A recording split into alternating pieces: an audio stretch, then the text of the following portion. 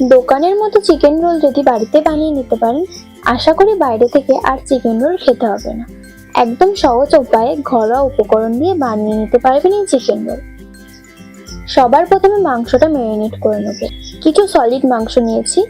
এবার এর মধ্যে দিয়ে দেবো লঙ্কার গুঁড়ো, হলুদ, ধনে গুঁড়ো, আদা, জিরে, রসুন বাটা, 1 চামচ টক দই, স্বাদ মতো নুন, 2 চামচ সাদা তেল। সব ভালোভাবে মেখে নেব। এবার ময়দা মেখে নেব। একটা বাটিতে দিয়ে দেবো 2 কাপ ময়দা, সামান্য নুন আর সাদা তেল দিয়ে মেখে নেব।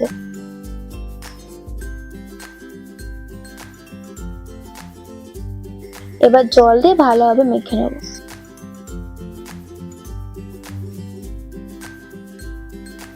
ওপর থেকে সাদা তেল দিয়ে 10 মিনিট মতো রেখে দেব। 10 মিনিট পর লেচি কেটে নেব। এবার ময়দা দিয়ে বেলে নেব।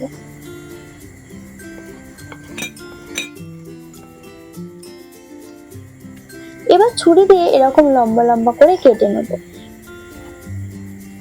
এবার ব্রাশের সাহায্যে উপর থেকে তেল দিয়ে এরকম ভাবে রোল করে মুড়িয়ে নেব।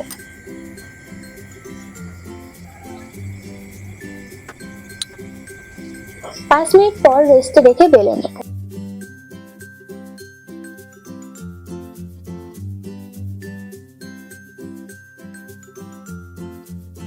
দেখো কত সুন্দর লেয়ার তৈরি হয়েছে। কড়াইতে দিয়ে দেবো সাদা তেল। তেল গরম হয়ে আসলে ম্যারিনেট করা মাংস দিয়ে 5 মিনিট মতো রান্না করে নেব। এবার ক্যাপসিকাম আর পেঁয়াজ দিয়ে 5 মিনিট মতো কুক করে নেব।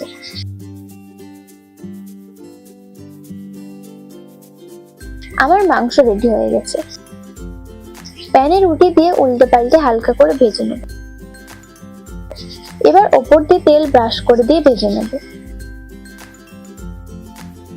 প্যানে তেল ব্রাশ করে দেব। তেল গরম হয়ে আসলে ডিম দিয়ে দেবো। এবার ডিমের উপর রুটিটা দিয়ে ভালোভাবে 2 সাইড সেঁকে নেব।